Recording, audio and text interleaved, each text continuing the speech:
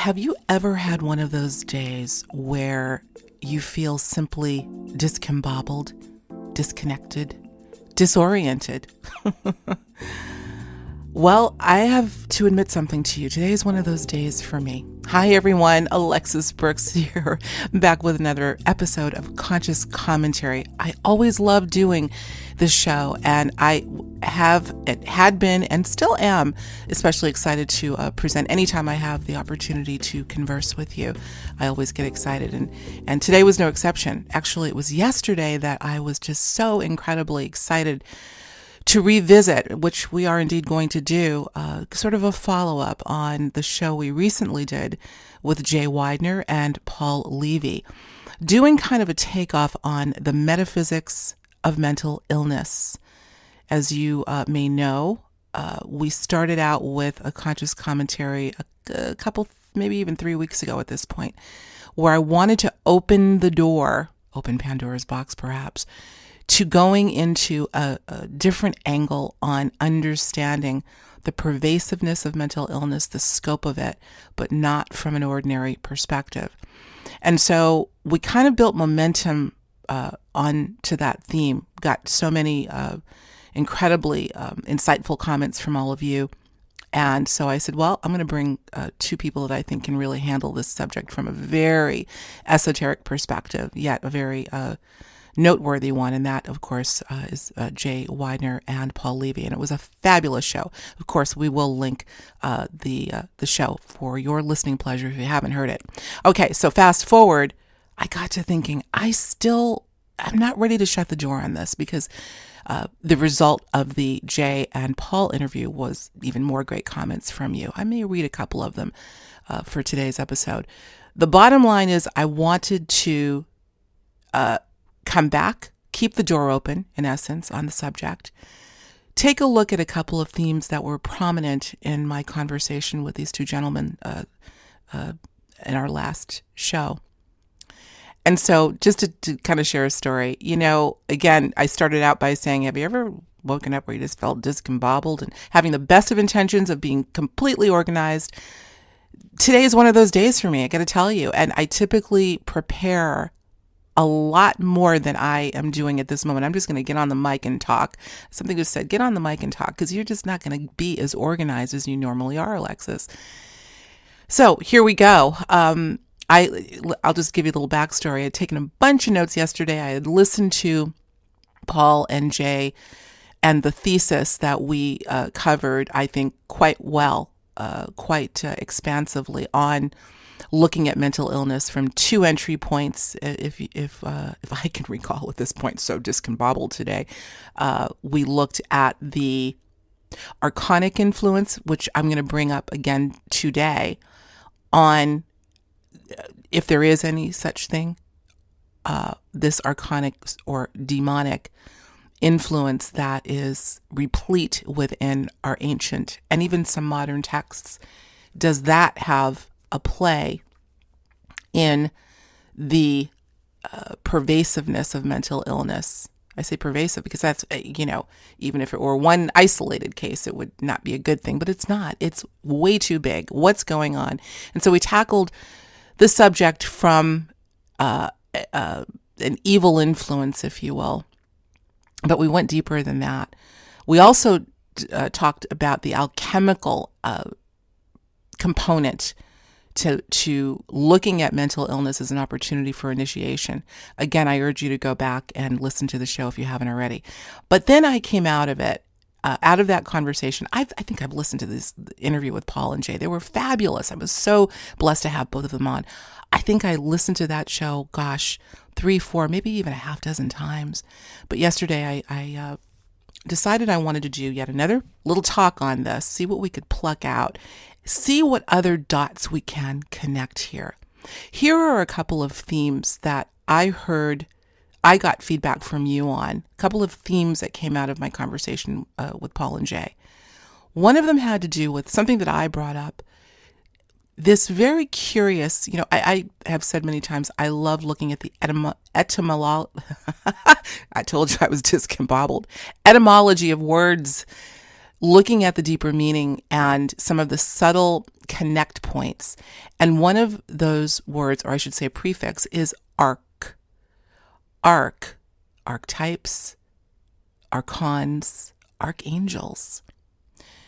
And I posed to Paul Levy, I said, I find it interesting when you see these sort of, even words that sound similar or have sort of connotations, and it seems like there's some hidden meaning as we speak these words or even think them. And arch is one of them. And he brought up a point that is well known if you've studied etymology of words and just basic, the roots, I should say, of words.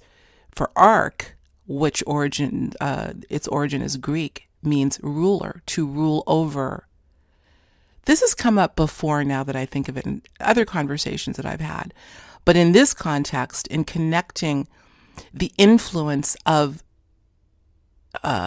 entities that have arch in the name, archons, archangels. I'm not going to touch that one. Guys, I looked at some references, and I am by no means well-schooled in organized religion. I had the basic background that I think many of our families have had, but there are certainly some similar themes when you look at how the archangels, the 7 archangels, are described, not the least of which is Archangel Michael. But again, the theme of ruling over, whether seen in a benevolent context, a benevolent light, or a malevolent. I think we tend to think of the archangels as more benevolent, loving, here, among other things, to inspire us to be our highest self. But again, I'm going to leave that one alone because I'm not as well read in that area as I could be, and perhaps I will become more so, because I think there's something very curious about the fact that we're using arch in so many ways, both in a historical context as well as modern day.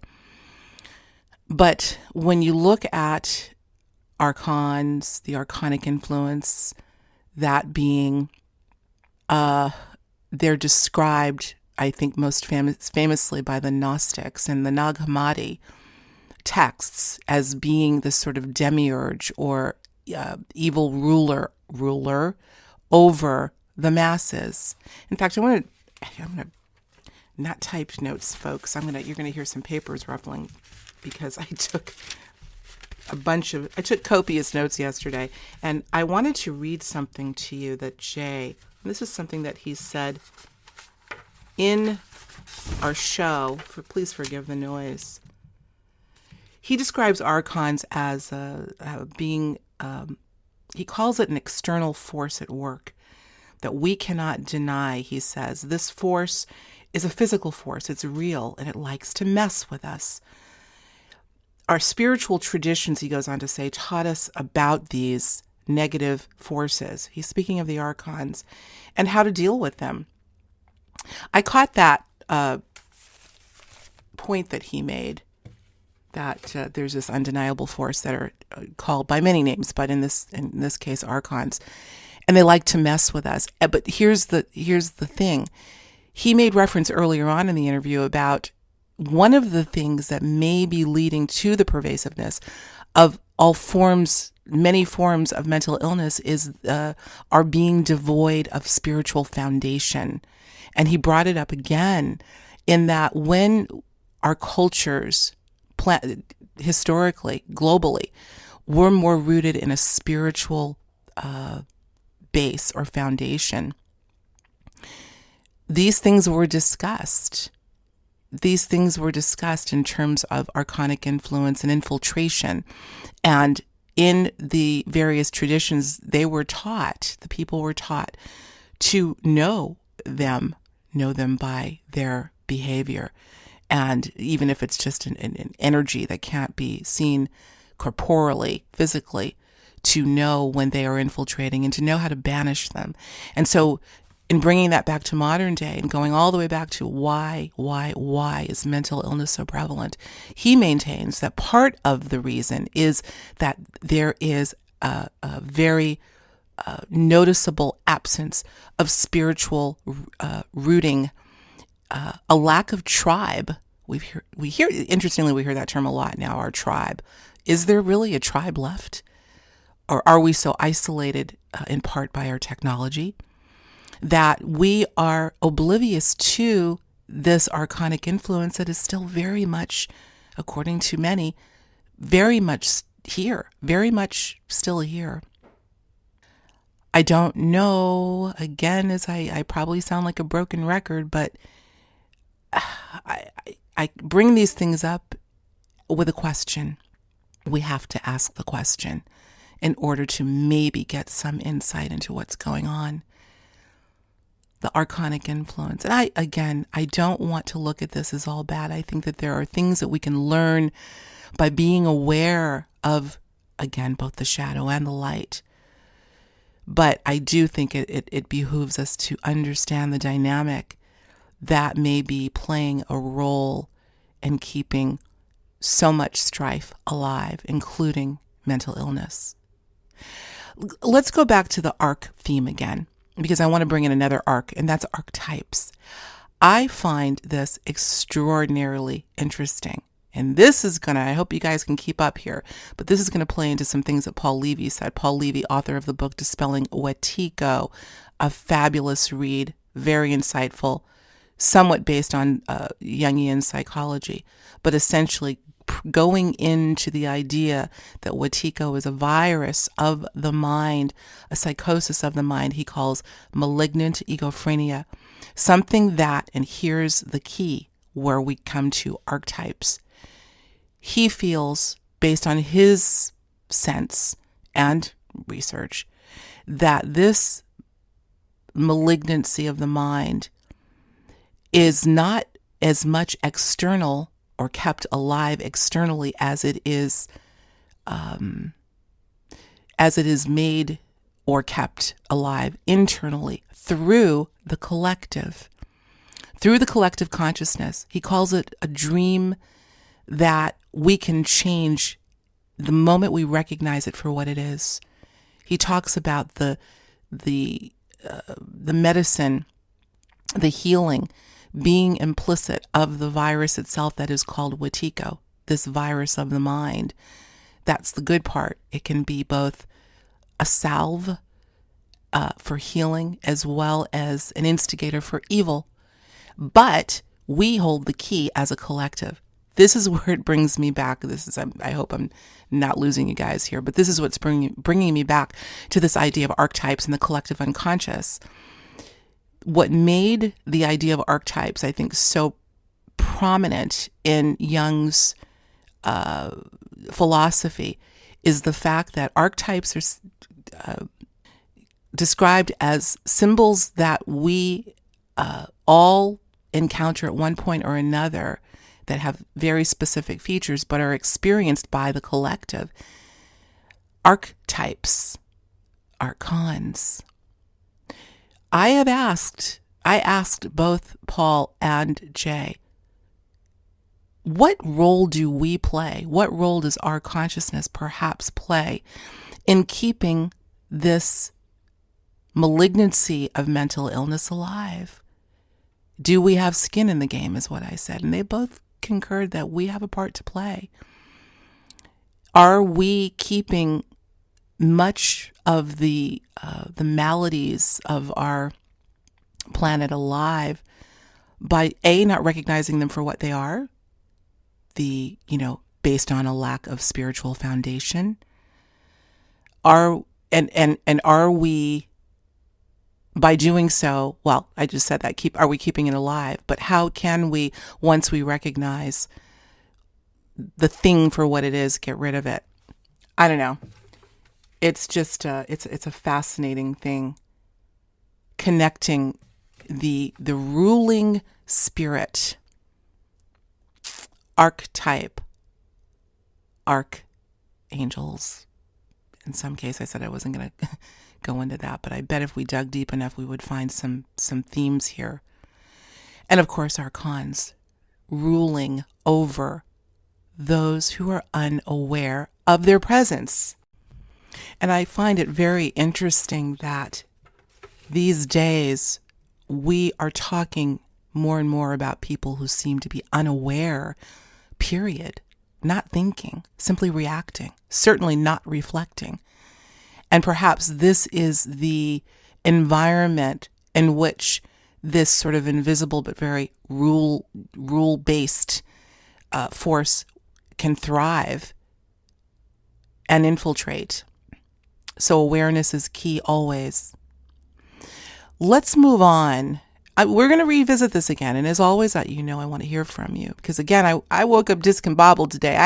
I wanted to go a lot more into some of the things that I was able to dig up to connect some dots. So I'm just kind of chatting it up with you guys, and let's see if we have any epiphanies along the way.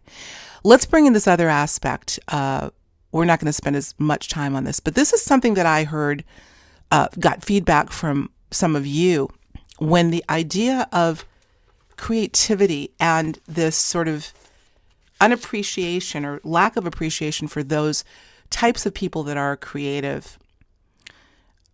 Jay, I believe in the early part of our show, made reference, again, going back to mental illness. What is it? Why is it? And how do we heal it? And he talked about perception. Even Paul said, we still don't know whether mental illness is an objective thing rather than a perception. And Jay spoke about when he was young, he always felt himself to be a creative type, very adventurous, an explorer. And in growing up, the kids called him Jay Weidner. They thought he was weird. They thought he had mental illness because he had the nerve to be creative. And he thought they were crazy because they weren't interested in exploring or doing anything outside of the norm. Does that sound familiar? And so that launched us into a conversation about creativity and how, in particularly modern society, it seems to be diminishing not only those that are, well, I'm not going to say those that are creative, because I believe we're all creative, really. That's what we are. And yet we seem to be devoid of that more than ever, now more than ever. There's something out there that does not want us to be creative, because maybe creativity equals power. And if we regain our power, particularly through imagination and creativity, it's game over for the rulers. That makes sense to me. Don't you find it interesting? Now I'm looking at modern society and sort of trends over a period of time, that whenever it comes to, let's talk about the educational system and how many programs that promote the arts have been eliminated when it was time to crunch the budget. First thing to go, even in a corporation when they're strapped for cash, let's say, is a marketing department. That's the creative part. We have to get down to just practicality. And although each could be justified, I suppose one could make an argument why those need to go first. I beg to differ. But again, it harkens back to this idea of the abolishing of creativity, because when you squelch creativity, you bring people back to a baseline that is easier to rule. And one thing that has come up repeatedly, not the least of which was this conversation with Jay and Paul, is that the Archons don't have the ability to create.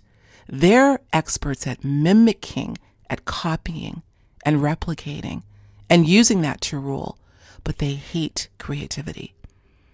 They hate creativity because they are not of that. They may be able to mimic it, but they can't create. And so there's a connection there. I heard from quite a few of you on that whole idea of not feeling appreciated, even wanting so desperately to give your art to the world in whatever form it comes. It's not welcome. And that's hurtful, I know, to a lot of you out there that are just bursting with ideas, whether it be music or painting. I mean, there's so many different art forms, writing, singing, reading poetry, loving. That too is a creative and, of course, beautiful act. And yet it seems that there is something, someone, something, some faction that is trying to take the creative out of the creator, which is us, because they can't create. The Archons, those who believe themselves to be the rulers. This is a school of thought, of course. There may be some of you that say, I don't buy any of this stuff. I don't know. I just think that there are some curious factors with all of these things. The arcs, archon, archetype, etc. And creativity and the lack of it in our society, and the fact that those arcs over there don't want to see it. Oh boy. A lot to say for a woman who's pretty discombobbled and disconnected today. Gee, I wonder if they had anything to do with that. Isn't that interesting? I felt so creative yesterday. I felt so, just bursting with stuff to talk about. And today I woke up and went, the muses aren't really talking today. I'm just going to get on the microphone and do what I need to do. Whatever needs to come out will. Maybe they're messing with me. Can't be creative today, Alexis. I don't know. I hope you got something out of this. We'll continue this conversation. Absolutely. Let's dig. Let's probe. Always in an effort to better ourselves. I am urging each and every one of you individually. Don't worry about what your neighbor is doing, your coworker, your family member or friend. Focus on you. Focus on your creative spirit. Do not let the so-called rulers measure your worth. Ruler, measure. There's another thing. You are limitless. Limitless. You are infinite in your ability to create. And as I have said many times, you are the alchemist. You have the ability to turn scrap metal into gold. We also talked about that in the Jay and Paul interview. Be sure you listen to that if you haven't already. And let's continue to ponder, explore, ask questions. And we'll meet back here next time. Go over this again. Until then, I'm going to sign off for now. I will talk to you soon. I'm Alexis Burks of Higher Journeys. Take care.